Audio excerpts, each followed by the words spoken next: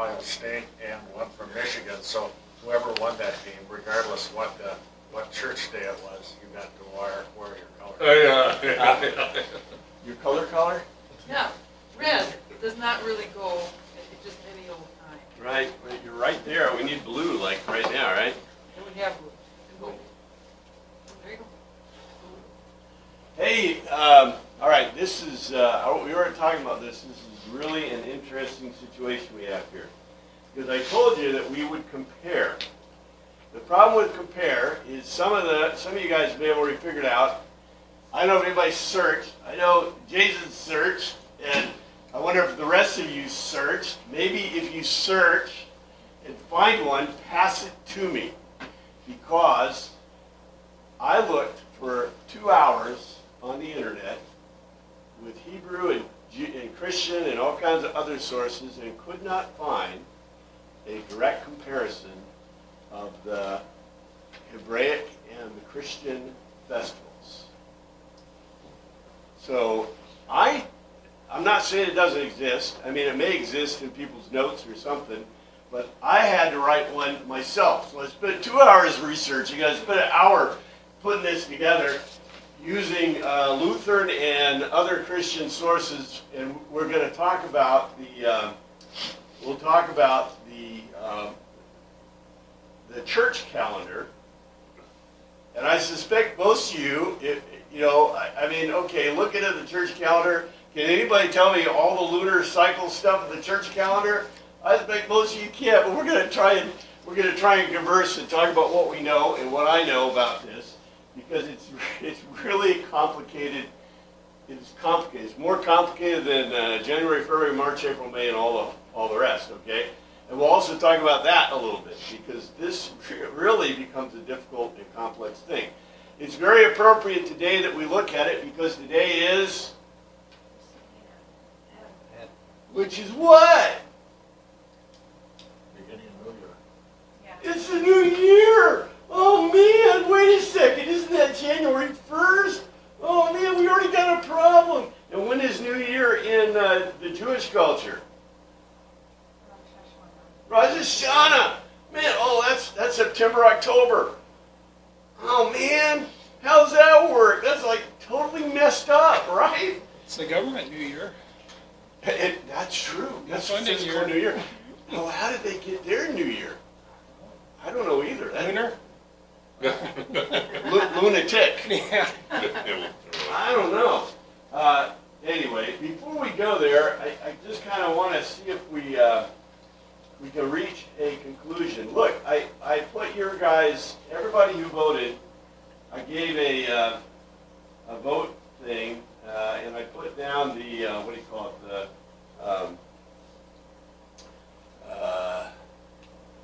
Tally? what's that, the tally. Well, okay, so, for example, 2 people said truth was number 1, and 2 people said apocryphal was number 1, and 3 people said John is number 1. John looks like it may be the most popular by the voting scheme. One person said Old Testament, but that was their third choice, so I think that's out of there. So, I don't know. I'm thinking that John probably got the most popular Well, when you look at ones. Timothy, there's only one outlier on that one. That's 222. 2 2s, yeah, Timothy. I'd be happy to do either. There's a 4, yeah, somebody had a 4th. Although You gotta throw out those. Does 4th count? Somebody did their, what do you call it, voting, and gave 4s. Yes, a couple of 4s. What's the numbers in front of it, like 5, 11, 5? Oh, I added up how much they added up. I figured the lowest would be the closest, and then I put the number of votes. So theoretically, I guess we should divide it by the number of votes. Look, the problem with this voting scheme is, do you see what would happen if you did this in an election? We need to have a late ballot here. Hey,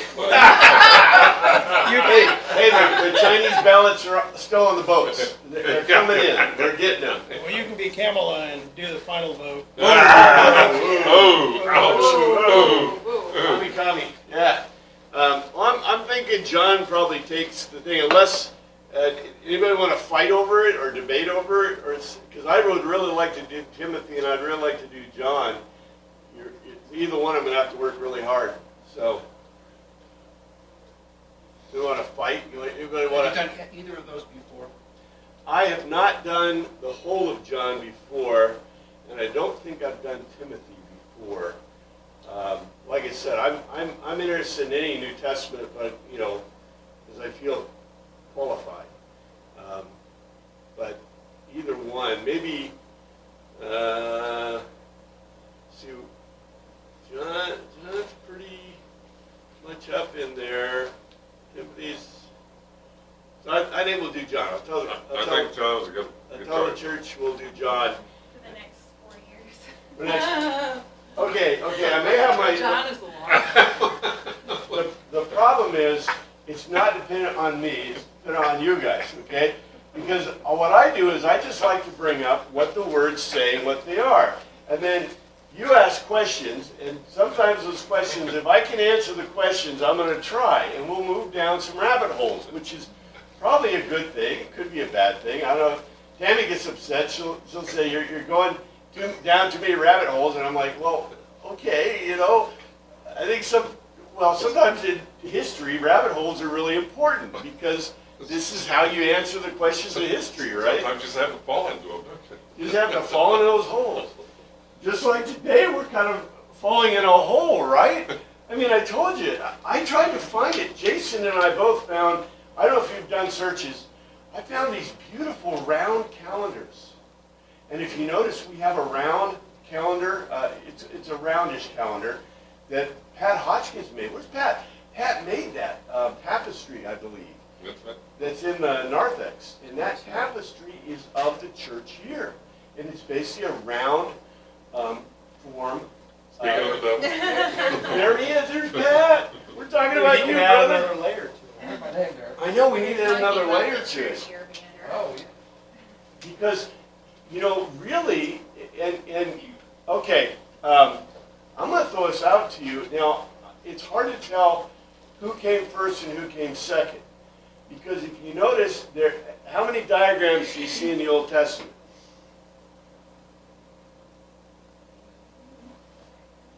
They didn't do diagrams. They didn't do diagrams. Why didn't they do diagrams? The material they were writing on was too expensive for that. Well, I give you that. But the Pictures other worth one, 1,000 words. I give you the other one. Oh, remember, thou shalt make no image, right? And depending on how you read that, the Orthodox Jewish view was making an image. Yeah, I know we throw graven in there. What does graven mean? Man-made. You have a problem with that too. And actually, graven image, that's worthy. I didn't bring up the words, look at the words, but that's worthy of a study in itself. Because you know why?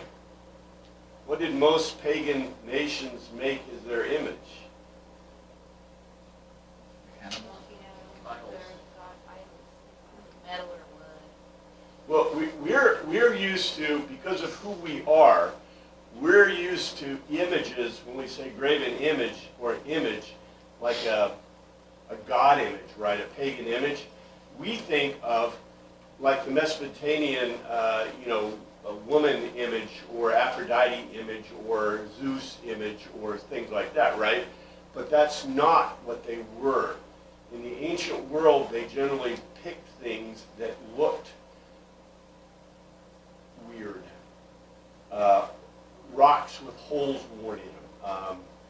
A stick that was weird, and they would dress them as images. So they weren't graven, they were actually natural images. I know you know this because okay, you got to know this. What is the most sacred object in Celtic or Saxon ideas? You can find them. That's Druidic. Getting close. But Druidic stuff, generally the Druids were into living things, but the Celtic view and the Saxons, the most common thing is if you find a rock with a hole worn in it, That is considered one of the most sacred objects in Celtic and Saxon views. As a matter of fact, were we talking? I don't think our class we were talking about it, but Anglo-Saxon money is rings. They have a proto-money. The proto-money is rings. Where do you think they got the idea for rings from? Round, circular, right? They're big time into circles and roundness. And you know where that comes from, right? That comes from the moon and the stars and the sun, because they appear to be round.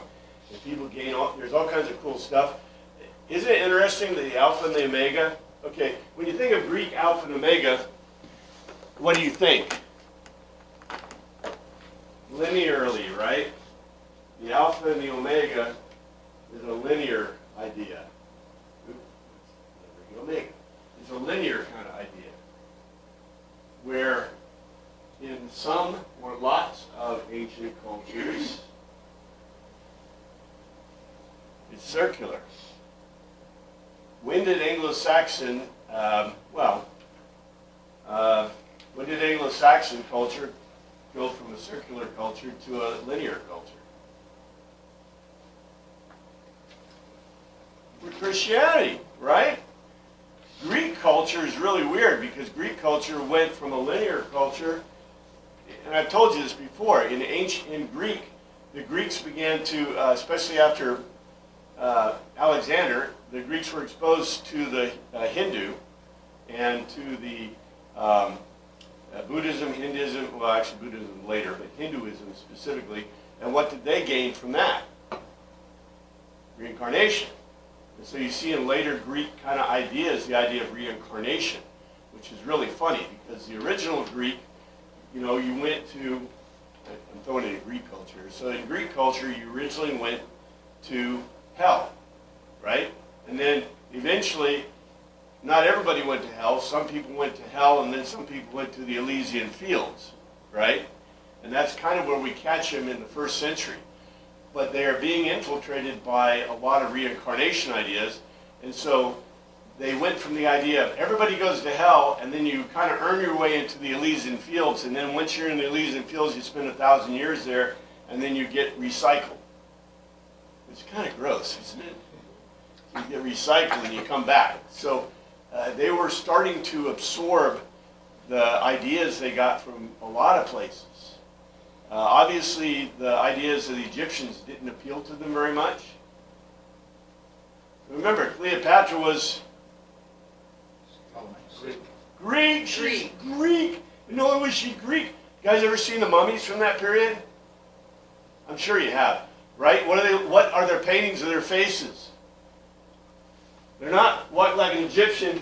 They're Greek. They're Potomac Greek, and you look at them and you go, wow, okay, that's really strange. You know, that's on a mummy. But that's, you know, from the period of Alexander, they began accepting. But do you think for a minute they accepted the Alexandrian or the Egyptian view of the dead? No! I mean, okay, look, going to hell and Gehenna are bad things, right? And that's basically... we're not sure exactly what the Sadducees really thought, but we know that the Pharisees believed that you would be, you know, there was a hell and there was heaven, and you could go to heaven, and this is a positive thing. That's basically where the viewpoints came from. But then you had the idea of the Greeks. Remember, everybody went to hell first, and then you earned your way into the Elysian fields, and then later, if you were good enough in life, you would go to the Elysian fields right away. So how does the idea of living as a mummy in the, you know, land of the dead kind of appeal to you? No, it doesn't. So that's why, okay, how many people are celebrating the Egyptian holidays and the Egyptian worldview, right? I don't know of anybody, okay? In spite of the fact that we do funny things with our dead too, like, you know, formaldehyde them and encrypt them, that's okay, but that's whatever. No more ashes to ashes, dust to dust, I guess. But anyway, it's really interesting to see cultures, and that's what we're talking about, right? Because we started with what culture? They're Torah. What's that? That's Hebrew culture, right? And so what we've been looking at is the Hebrew culture and their festivals. And so that's what the chart is.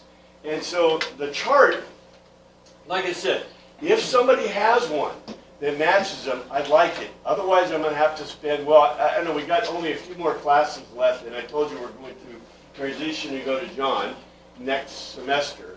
So whatever classes we have left over, oh, you got one? I just made it. Oh, you made it. Well, Oh, you need to send it to us. It's a little rough. Well, scan it and say, well, yeah, you know, there's some really good ones on the net that are around, but what we need to do is put the Christian stuff in it, within that, right? There's only 365 years, well, 365 point quarter year, days in a year, so we should be able to figure it out pretty close. Even though they're lunar, sidereal, and everything else, and that's into this thinking.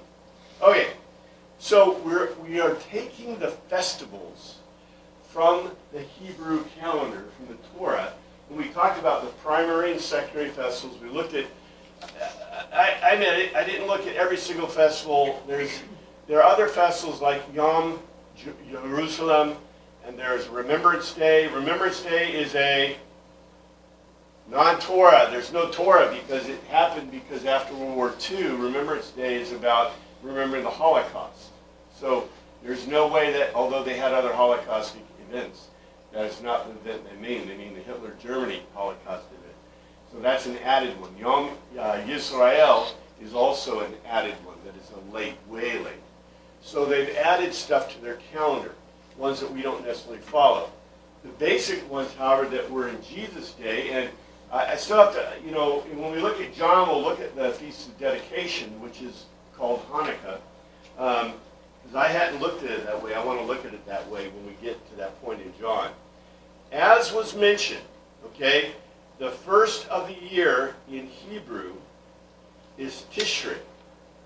It's Tishrei, and that's Rosh Hashanah. That's the beginning of the year in Hebrew thought. If you look at our chart, that's in the middle of our chart. So if I'd done this by the Hebrew year, beginning at the beginning of the year, I would have had Tishri as the very first one.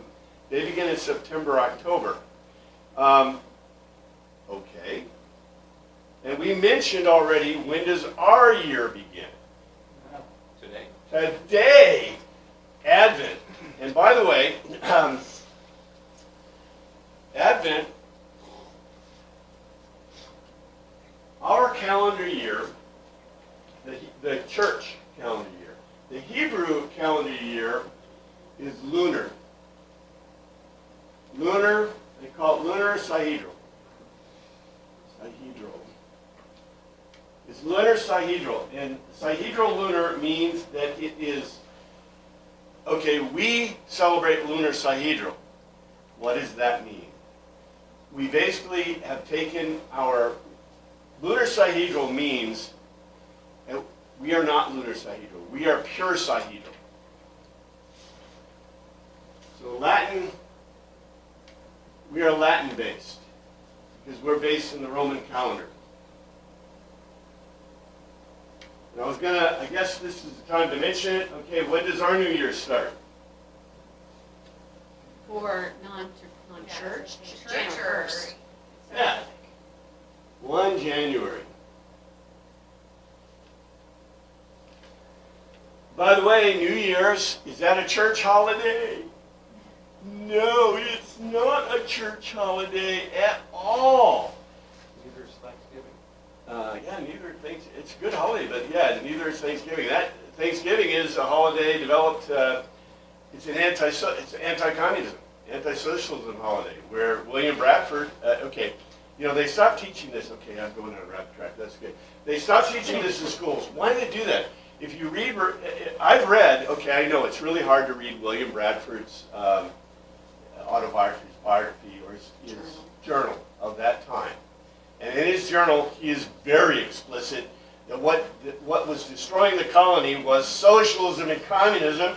And when they went away from it, they had success. And the reason they had success is because of the example of the younger people that were coming in, who were not part of the Mayflower Compact, who were successful because they had private property. Shazam! You know, do you have to be retaught this? Like being slapped in the face, okay? They had 7 more graves than houses. Did you know that? They dug 7 times more graves than they built houses on the American continent because of communism and socialism. So you could narc that as, you know, another one of those millions of deaths caused by communism and socialism. Sorry, that's the way the world is. But, you know, Thanksgiving is a anti-communism celebration. What a wonderful thing. But it's a modern celebration, and it's not a church celebration, although it could be. I mean, it sounds like a good one to add in, right? It's in a perfect time. But in any case, we are based on a sahedral Latin calendar. Now, sahedral calendar is basically a calendar set by 365 days in a year, 365 and a quarter, okay, and your 365 days in a year, your months add up with, that's why we go 30 and 31, 30 and 31, right? That is based specifically in dividing the year into 12 calendar months. Why they did that, okay. If you're going lunar, I think you divide it into 20 calendar months, something like that. Because what we say a lunar is like 24. Our year is 29. It was, the average or the mean was like 29 and a half or so. Something like that. The Egyptians, there are ancient cultures that do base their calendar on a lunar schedule. Okay? The problem with that is you get really messed up. You get messed up really fast because the lunar days do not add up to the sahedral days. You're following the moon. And what happens? You retrograde. Let me draw a thing on this for you that can help. I think I told you a few classes ago, what does every culture base their calendar on?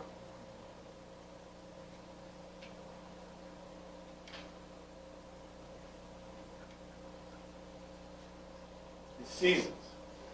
I can do days, okay? Days are a natural construction because the day goes from sunrise to sunset. I know sometimes, okay, that doesn't count for Norwegians or people on the Arctic Circle. They're all messed up, but that's their problem. Let's talk about normal people living in normal latitudes, okay? So, in normal latitudes, the seasons, you go sunrise to sunset for a day. I can count days, and then you have the seasons. Okay, we'll go with the normal seasons. So I got, well, I guess we'll start with winter. And construction. What's that? Winter and construction. Winter and construction. I got winter, I got spring, I got summer, and I got fall. You can divide this even more into, okay, this is the planting season. This is the growing season. This is the harvest. And by the way, that's our Thanksgiving, we get harvest, right? And then winter is the, what would you call it? Skiing, yeah. Well, that's Norwegian, okay? They had to because they had nothing else to do, right? And how do you get between houses? It's funny. I went to college at Pacific Lutheran University in Tacoma, Washington, and there are a bunch of Lutherans. Lutherans, they're like crazy. They even ate lutefisk. They're crazy people. But one of the big things is everybody cross-country skis in the Scandinavian nations. Why? It's Fastest way smelly. to get from here to there. The roads are You got so covered. much snow all the time. That's the only way to get from house to house. I'm not kidding, because when you got 10 feet of snow, if you don't have what do you call them? The snowshoes are not a European or Scandinavian thing. The skis are. And you guys, you probably don't know this. What is the big deal about skis and snowshoes both? What's the big deal about You don't skis? sink in the snow, you're right on top of it. Yeah, it distributes your weight. That's the important thing. And so skis distribute weight. Snowshoes do too. The problem, anybody use snowshoes? What's the problem with snowshoes? A lot of work, it's hard. They're a lot of work. It's hard. when you put on your cross-country skis and you're going, Wide. you can carry a lot on your back. You can carry like your whole pack and everything and go over the ski snow. Just don't fall off. I was up in the Can't go mountains, uphill though. and we had one of the students that was with us, and they fell off their skis.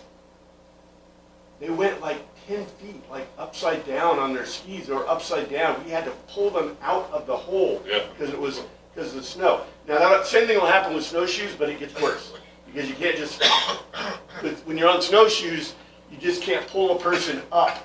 Like, give them your ski pole and say, hey, we're helping you up, right? So anyway, skis and snowing and everything is a huge Norwegian thing to get from house to house. But back to seasons. So we start with seasons, right? We have winter, spring, summer, and fall. And then somebody gets this bright idea, well, lunar. But the problem with lunar is what I said.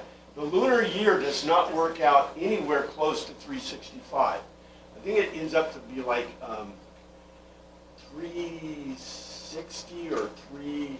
It's really an odd number. It's like 354 is 29 and a half times 12. Do you hear that? 354. So what happens if I go 354 every year? Well, pretty fast. I lose about 10 days a year, right? That's So, why the Jews added the second Adar every once in a while. well, they did because they had a lunar sihedral.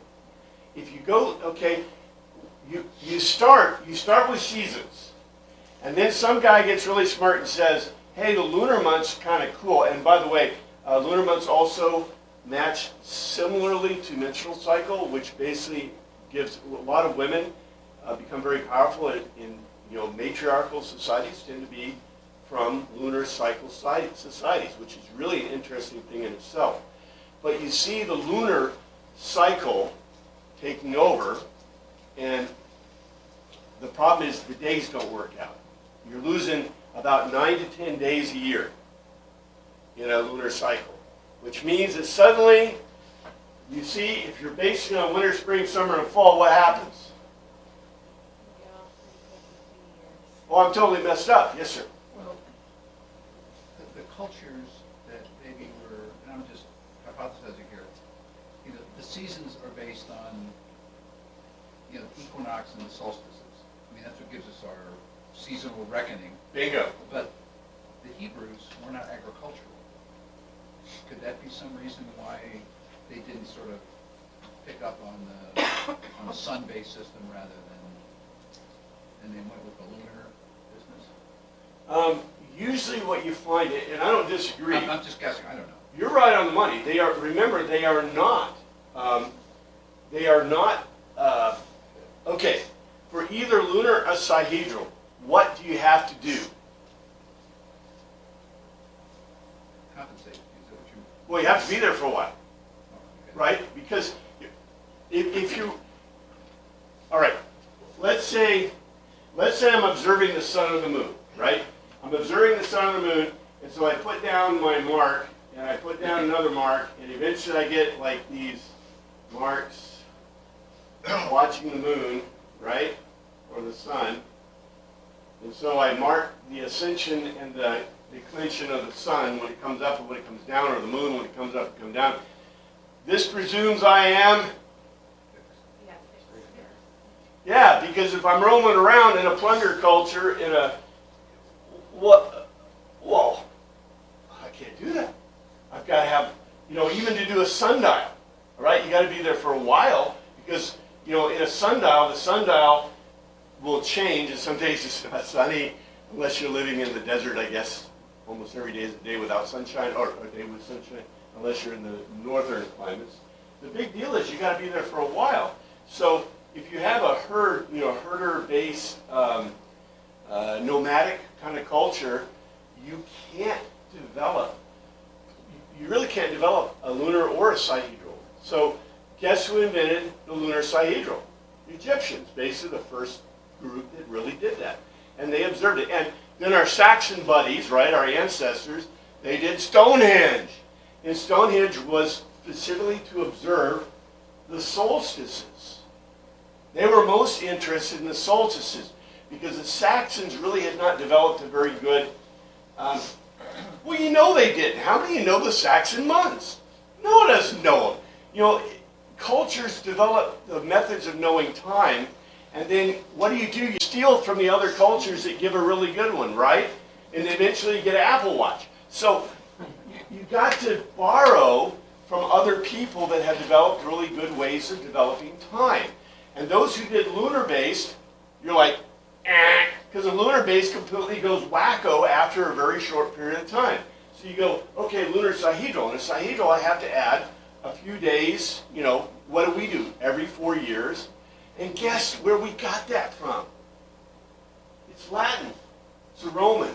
The Romans were the ones who did, the first ones who pretty much did, I don't know of any other culture that did a pure sahedral, because that's what we do. We do a sahedral not based in lunar. However, we got a little problem here, right? Because the Hebrews are based in lunar sahedral. What is the church based in? I guess lunar. It does have something to do with the moon, 'cause I know that Easter is based on lunar cycles. It's lunar sahedral. We borrowed the lunar sahedral from the Hebrew culture, and then we transmuted it. We transmuted it with the Latin. So there's a couple of ways of looking at this. Number one, and I disagree with, there's a modern Jewish viewpoint that says those wascally Christians came out of their all right, we know that we have the 5 sects of Judaism, right? We have the Pharisees, we have the Sadducees, the Essenes, the Zealots, and Teen Hodos, right? And they came out of each other. Whatever Torah Judaism developed these 5 sects of Judaism. And Christianity is Teen Hodos. That was Teen Hodos. The first time they were called Christians were by the Greeks in Antioch. It's an added thing. Well, I guess we like it. It sounded cool to us. So there is a view right now of Judaism, which, and by the way, for a bazillion years, the Christians have tried to separate themselves from the Jews, which I think is really bad, and the Jews have tried to separate themselves from those Christians. So the rascally Christians wanted to be, I don't think they really wanted to be separate from the Jewish thought, but they did. And the Jewish thought is trying to separate Christianity from it. There are large groups of people in Christianity that are trying to bring them back together. For example, we do a Seder, and if you go look in the internet, you'll see all these, Christian, what do you call it, Christian retaking their Jewish heritage. Because that's our heritage. It comes from this Torah thing. And by the way, the church is based in lunar sahedral. The place where we correct it is, guess where? What is the fixed date? There is one fixed date in the Christian calendar. I think I already told some of you guys, you already know what it is. Well, no, Christmas is always December 25th. Christmas is always the 25th, but what is the one that fixes the first day of Advent?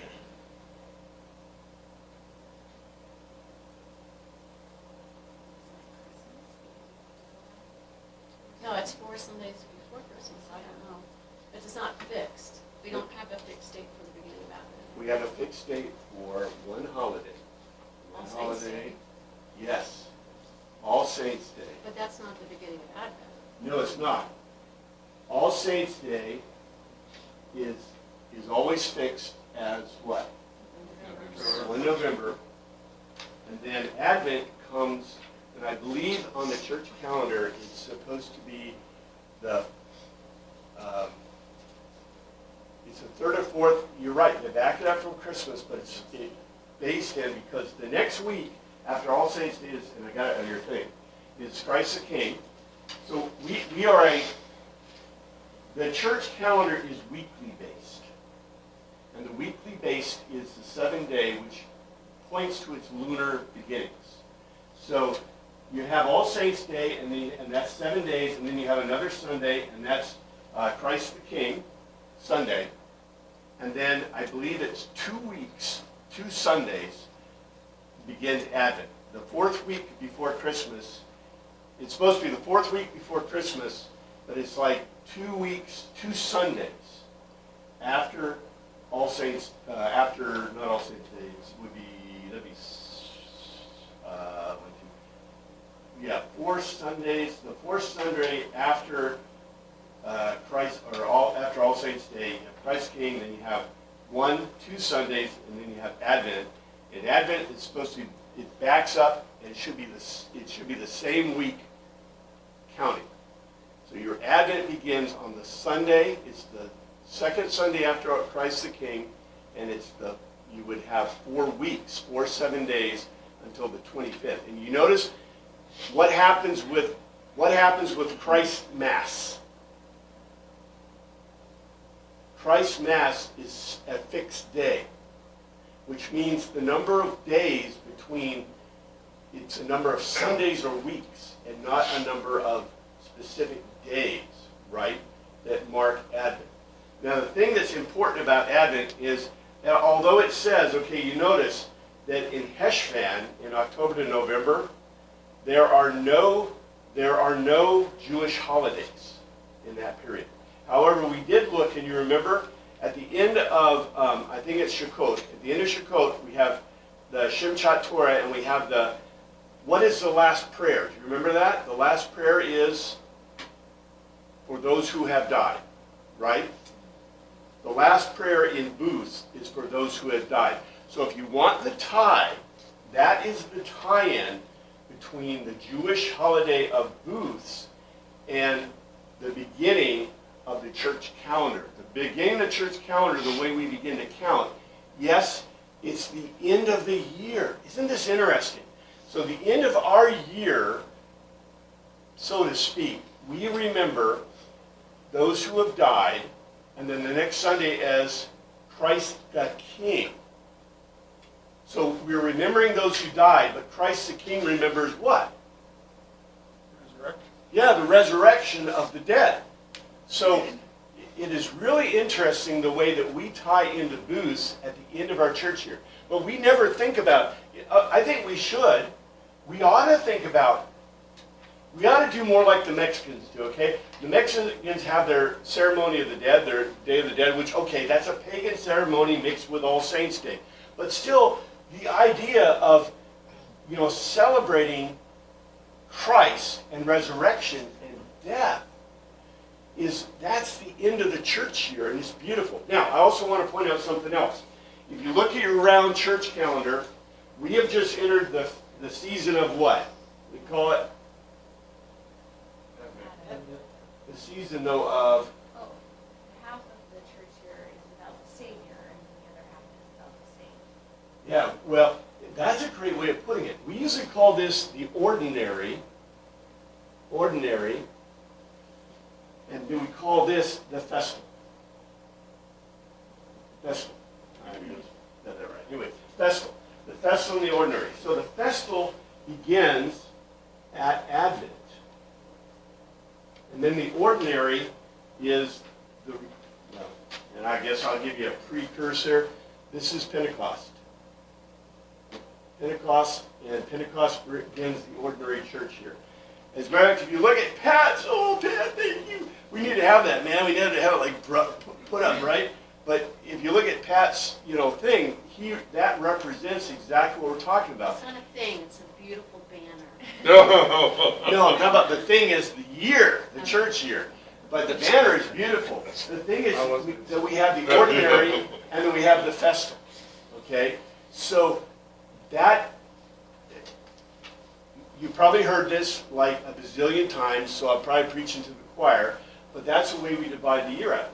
And Advent, and like I said, we tie it to the Sihedral with specific dates.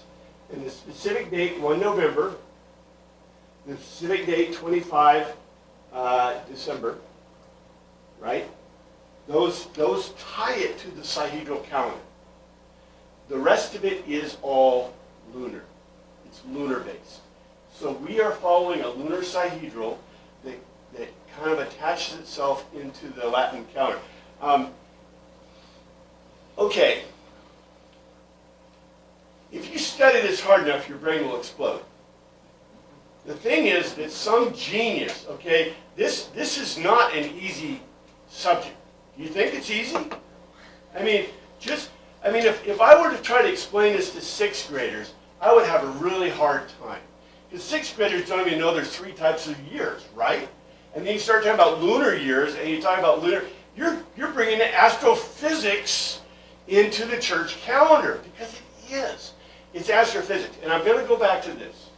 Remember, the Torah festivals are all about creation. Now, we know the answer is always Jesus, but the church calendar is always about creation. And I really wish we could regain, I'll give you, I'm kind of, whatever, this rabbit track, but I really wish we could regain the Jewish part of the calendar. Because if you notice, what have we lost in the calendar? We've lost Rosh Hashanah, we've lost Yom Kippur, we've lost the atonement of Yom Kippur, we lost Sukkot and Bus. We do regain Sukkot and Bus when we come into the end of, right here, All Saints' Day. All Saints' Day, which I wish, I've never heard a sermon, until I really started looking into the festivals for these classes. I really had never looked at how they tie together. But wouldn't it be cool to have a sermon on how Sukkot and All Saints' Day fit together? Because what do we think of All Saints' Day? All we're thinking about is Halloween, right? Well, in Oktoberfest, we gained In Oktoberfest. Oktoberfest, yeah. Reformation The Day. Reformation Day, right? Oompa, oompa, oompa. We were just talking about Reformation Day. You know, Reformation Day is not in the Christian church calendar. It's like we have the primary and the secondaries, right, in the Jewish Torah. And Catholics don't celebrate it. And I don't think the Baptists do either. Just saying. No, matter of fact, the Lutherans may be the only ones, although the Calvinists probably should, although I don't know if they celebrate anything. I had a Presbyterian friend in college. She would come to church with me sometimes though, and she would wore her Scottish skirt and everything on Reformation Day and was all like, yay. Yay. So- Yeah. Yeah, if you're really Saxon, like we're Saxons, so we got kicked out of, Saxons all moved to Scotland, and there's actually a town called Alford in Scotland, and the Alfords wore the tartan of Aberdeen, because they weren't Scottish, but they wore the Aberdeen tartan and fought with the Scots, until the Scots got tired of them, and they went to America, because, that's the problem with Saxons. You get tired of Saxons after a while, you say, hey, come on, move on. Right? Anyway, the important thing that we have to note is that the lunar sidereal governs the Torah festivals and it governs the church festivals. Now, if you look at the little thing here, I've tried to make it understandable, but you have Advent 4 weeks before Christmas, but like I said, it's tied to All Saints' Day and it's tied to the 25th of December. I would say that it's got a stronger tie. We don't count. In the church calendar, the measure are Sundays. The measure are Sundays until we get to the lunar fixing. The thing about weeks is what? What do weeks fit well into? The lunar calendar.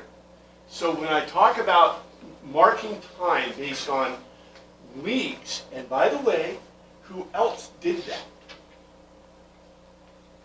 Probably the Jews because of creation. Well, they counted Shabbat, right?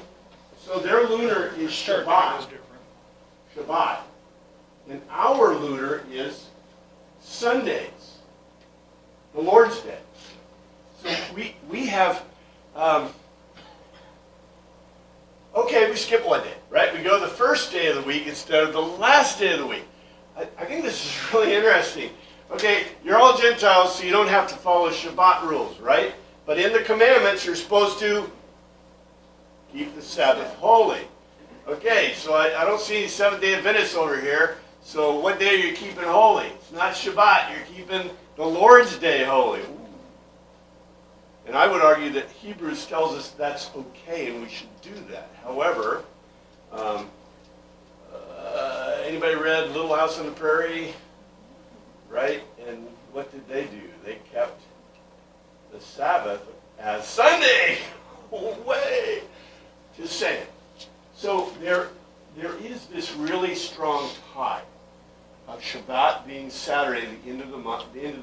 and then Sunday is the beginning of the week. That's what ties the church calendar. And that also is what manages the Hebrew, the Torah calendar. And as you see, they actually have a, their system is tied more strongly to the Sahedral. Why can I say that? What's the indicators of that? You see how their days, the Passover begins on the 15th of Nisan, always. And then it goes, that's the first day. And then all their days are based, they don't base their days per se on the new moon. Except we know that that's how they counted them in the past. That's how they determined what? What did they determine? What were they using the new moon to determine?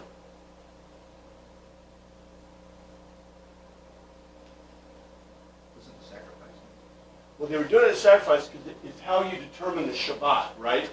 But within, okay, we've got it so easy because we have Apple Watches and we have, does she have one? The teacher here does not have a calendar. We have calendars, right? And the calendar is really cool because the calendar tells you, some calendars tell you what the moon is. The calendars tell you exactly what everything is, right? Did they have calendars in the ancient world? Not anything like we did, right? So how did you know what day was a day? How did you know? Yeah, the new moon, the moons would tell you what time. But the problem, I told you already. Who's keeping track of the days? I mean, when you're a kid, do you ever try to mark off days? And what happened? Get distracted, you forget one. Everybody does, right? So, okay, so let's say you're in the ancient world, you're trying to mark off days. How long is it going to take you to even figure, and how do you know when the beginning and the end is? I mean, this is not easy stuff. That's all I want you to know. So, figuring out a lunar, figuring out a Sahedral, figuring out all this stuff, just blank your mind and imagine you have no calendars, imagine you have no watches, you have nothing, and you don't have any idea. So how do I mark it off? If you notice, if I mark off Sundays, right? And that's where the calendar system came from. So I mark off Sundays, I can mark off time. That's how the church got it. That's how the Torah, the priests could mark off Shabbat. The problem you have is when do you start, when do you begin, right? So if you tie it to a Sahedral, to a solar, the way with the Latin, and the Latin was able to do it with the, you can now tie it directly to a Sahedral time. So, you know, we mark 365 days a year except for the 1 leap year, right? But it gets us back on schedule and our time is right. So, I start with All Saints Day. I have Christ the King. Advent 4 weeks before Christmas. 4 Sundays. I shouldn't say weeks. It's 4 Sundays before Christmas. Christmas is 3 Sundays. 12 days of Christmas is supposed to be 3 Sundays. And you notice, what does it do if I make it into a week? If I make it 3 Sundays and I have a set date, what happens? You're not always going to hit Sunday. Well, it's not always going to hit Fixed Sunday, date. but it reestablishes it on a lunar cycle. When I have a fixed date, if I mark it by weeks, I put it back into a lunar cycle. Because what happens next is Epiphany happens on 6th of January, right? So that's always the number of days from Christmas to Epiphany is always set. Yeah, it's always the 12 days of Christmas. It's supposed to be 3 Sundays, but you notice what it will do is it will vary not by number of days, it varies by number of Sundays, right? So the Sundays are supposed to be 3 Sundays in that period, and it should always be 3 Sundays. But the time, the number of days is a set thing. So, like I said, we're tying a Sahedral into a lunar calendar. Because the next thing that happens is You get baptism to the transfiguration, which is 4 to 8 weeks. 4 to 8 Sundays. And you say, why is it 4 to 8 Sundays? Because where's the variable? What changes? Yeah, we go over to the lunar cycle for Plus you're that. getting ready for Lent and Easter, and so you Yes, gotta you get it have all to- in before you you have hit to- Ash Wednesday. Yeah, back up from Easter, which is based on. Yep. So you back up from Easter, which is based on the moon lunar But cycle. this is, you're hitting the problems of altar guilt, because we always have to figure out, okay, when we put away the Advent wreath, and how many weeks are there until we get to the transfiguration, because that always clues us in about the baptism. We have to change pyramids all the time. And so, we follow this, but it's always variable. And aren't you glad you have calendars and Wikipedia, well, Wikipedia maybe not so much, but you have the internet, and you have calendars. And our synod gives us a very nice calendar every year. I should bring it to you of our liturgical year. And- There you go.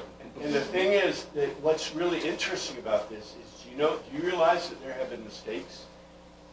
There have been mistakes, even in the modern times, with the church calendar. You guys remember that? Not too many years ago, the Catholic Church had a glitch of like 2 days or something in their calendar, and they had to go back and change everything. And I don't remember if the Lutherans have had one or not, but I bet we have. Because figuring these dates out is not for children. It's not a simple thing. You need an astrophysicist who understands lunar cycle and sidereal days, and who's a church expert, right? But you have a Every time I look at Pat's calendar, I always think of the flight computers, where you kind of turn, and Yeah. you move things. You can almost make a flight computer out of, you get to the calendar. that'd be really cool. Probably, you wonder if somebody did. Judy's not here, but, Judy has all kinds of really cool stuff she'll pass me every now and then. And I haven't seen one like that, but, wouldn't that be great if you were You like... set 25, and then everything else works out. Especially if you're in the first century, right? You're like, oh, let me see here. This just gets really complicated. If you notice, we have Lent. Lent is 6 Sundays minus 2 days. 6 weeks minus 2 days. Well, you don't count Sundays. Right, Sundays are not for the 40 days, so Ash And it adds up to 44 days, but it goes back to 40 because you take out the Sundays, but then you add in the Holy Friday, Good Friday, and Holy Saturday, or whatever. It's kind of a... It happens from Ash Wednesday until Maundy, Thursday. But then you have to take out the Sundays. And they add it, depending on who you follow, they add back in Good Friday and Holy Saturday. And why do we take out Sundays? You don't pass, those are the Lord's Day, Yeah, it's always a celebration of. the resurrection. Exactly. Now, that leads to a whole nother thing. Because what do we base? Okay, the Hebrews had the 3 pilgrim festivals, right? And they were the 3 directed festivals. And then they had some minor festivals. The 3 pilgrim festivals, we know they ate meat, and we're guessing they ate meat on the other festivals. They were sacrifices, right? The sacrifices for the festivals. They basically were based on Shabbat, though. And Shabbat, remember the Sabbath rules? You're not supposed to work, you're not supposed to do anything, you're not supposed to cook, right? All those rules. However, in Christianity, what do you do on Sunday? Feast. We have our Eucharist. Every day is a feast day. Every Sunday is a feast day in Christianity. There are no days when you do not feast in Christianity on Sunday because of the resurrection. So the most important point that, okay, the Shabbat was superseded. Now, if you're a Messianic Jew, I'm not sure what you do. Maybe you keep 2 days, right? You keep a Shabbat and you keep a Sabbath, or you keep a Sunday, right? But a Sunday is a feast day where Shabbat is not supposed to be a feast day. We're Gentiles, so we don't have to do that. We just follow the feast day. But you see the point here? In Christianity, theoretically, you can have 52 feasts, you have 52 feast days, right? Because theoretically you have 52 weeks. And so it's week-based, it's lunar week-based, but it's sihedrally tied. So, as we get into this next thing, all right, now we've tied it to a sihedral calendar, but we've allowed the calendar to slip and slide because now we do come back. The Holy Week is supposed to be based on the lunar Passover, right? It's supposed to be based in the Passover. Now, does it? Depends on who you're talking to, right? The Orthodox would say, we base ours, the Orthodox base theirs on the Essene. Did you know that? The Orthodox from Antioch, that whole Antiochian kind of thing, they base theirs on the Essene calendar, which apparently Jesus did too. Remember, it's always supposed to be the 15th, which, what did the priests do, or the Sadducees? What's the first thing the Pharisees did when they got control? They slid it to the Sabbath. They slid it to the Shabbat so that they would not have an extra day of not working, right? So they slid it to Shabbat. Well, Jesus apparently kept it on the correct day by the calendar. The Essenes did that. And so the Antiochians do that. Apparently, from what we can tell, what the church did, the Catholic Church, the Western Church did, is they based theirs on the Jewish calendar originally. Now what's happened is, you saw what happened, right? Over the years, the sihedral and lunar kind of got out of occlusion. So now the Passover doesn't usually happen exactly when when the Easter is supposed to occur. However, Easter is always tied to the lunar and to the Passover time. So in a Holy Week, we have Maundy, Thursday, Good Friday. We have the Vigil of Easter, which is followed by Easter, which is 7 weeks. And the thing I wanted to point out is Purim happens 30 days before Passover. You notice when Purim is, approximately the beginning of Lent. Not exactly the beginning of Lent, but approximately the beginning of Lent.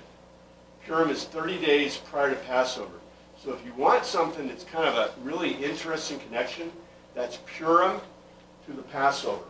Then we get the Passover, which is the Holy Week, which is Easter. And you notice, Easter, we go from Easter Day to Pentecost, and Pentecost is on Shavuot. Pentecost is supposed to be the beginning of Shavuot. So what we've done is we have aligned the Passover and sheaves, but we didn't align booths. That's really interesting. I don't know if we'll have time or what we'll do next week to look at, but we'll probably look at that, maybe look at some of the Levitical stuff. But in my opinion, this is really this is deep dive kind of stuff. This kind of makes my brain go, whoa, And like I said, if anybody finds a really good chart, email it to me. Because I'd like to either be able to complete it or fix it, or maybe I'll try to work on it next week. I'll give you one and we can look at it and see how it fits together. Thank you, Father, for your word, and for you look after us this week. In your name we pray. I was trying to look up